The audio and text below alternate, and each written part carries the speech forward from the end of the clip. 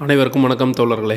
எல்லோரும் எப்படி இருக்கீங்க? ரொம்ப மகிழ்ச்சியாக இருப்பீங்க அப்படின்னு நினைக்கிறேன். இன்றைக்கி வந்து பார்த்தீங்க அப்படின்னா 6, 7, 8ஆம் வகுப்பு புதிய புத்தகம் மற்றும் பழைய புத்தகத்தில் இருக்கிற நூல்கள் மற்றும் அதற்கான அடைமொழிகளை பற்றி பார்க்கலாம்.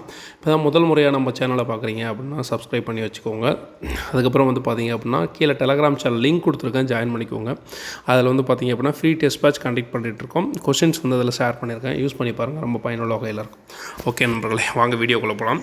தமிழ் மொழியின் உபநிடதம் என்று அழைக்கப்படும் நூல் எது? தாய்மானவர் பாடல்கள். ஓகேங்களா. முத்தமிழ் காப்பியம், குடிமக்கள் காப்பியம் அப்படின்னா சிலப்பதிகாரம். ஓகேங்களா. சமய காப்பியம் அப்படின்னா மணிமேகலை. ஏன்னா பௌத்த மதத்தை பற்றி முதல்ல குறிப்பிட்ற நூல் அதுதான். ஓகேங்களா. அடுத்து நாலடி 400. 4 நாலடியார். ஓகேங்களா. அடுத்து வந்து பார்த்தோம் அப்படின்னா இது ரிலேட்டடாக என்னென்ன ஓல்டு கொஷின்ஸ் பேப்பர்ஸ் கேட்டிருக்காங்க. இப்போ 6th, 7th, 8th வந்து நூல் மற்றும் அதனுடைய அடைமொழி பெயர்கள் ப்ளஸ் அது ரிலேட்டடாக என்னென்ன ஓல்டு கொஷின்ஸ் கேட்டிருக்காங்க அப்படின்னு சொல்லிட்டு இந்த காணொலியில் கொடுத்துருக்கேன். ஓகேங்களா. அதனால் காணொலி முழுமையாக பாருங்கள், அப்போ தான் ரொம்ப பயனுள்ள வகையில் இருக்கும். அடுத்து வந்து பார்த்தோம் அப்படின்னா நாலடியாருக்கு வழங்கும் சிறப்பு பெயர்களில் ஒன்று 4 400 வேளாண் வேதம் என்று அழைக்கப்படுகிறது. ஏன்னா வேளாண் வேதம் அப்படின்றத நம்ம பார்த்தோம் இல்லைங்களா. 4 400 நாலடியாருக்கு இன்னொரு பெயர் இருக்குது, அதான் வேளாண் வேதம் அப்படின்றது. ஓகேங்களா. தமிழ் மொழியின் உபநிடதம் என்று சிறப்பிக்கப்படும் நூல் இது. தமிழ் மொழியின் உபநிடதம்னா தாய்மானவர் பாடல்கள். 4 400 என அழைக்கப்படும் நூல் வந்து நாலடியார். அடுத்தது 4 400 என அழைக்கப்படும் நாலடியார்.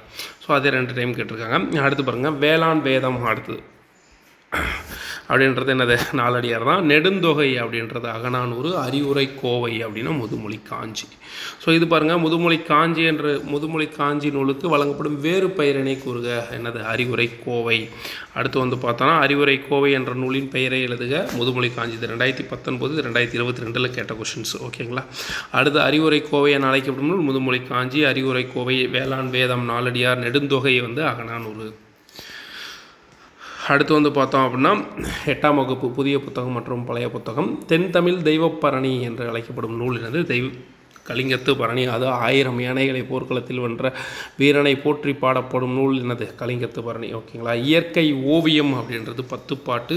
இயற்கை இன்பக்களம் கலித்தொகை. இயற்கை வாழ்வில்லம் திருக்குறள். இயற்கை இன்ப வாழ்வு நிலையங்கள் சிலப்பதிகாரம் மணிமேகலை. இதெல்லாம் வந்து திருவிக்கா வந்து கூறியிருந்திருப்பார். ஓகேங்களா. இயற்கை தவம் என்று அழைக்கப்படும் நூல் சீவக சிந்தாமணி. இயற்கை பரிணாமம் கம்பராமாயணம். இயற்கை அன்பு வந்து பெரிய புராணம். இயற்கை இறையருள் வந்து தேவார திருவாசக பாடல்கள்.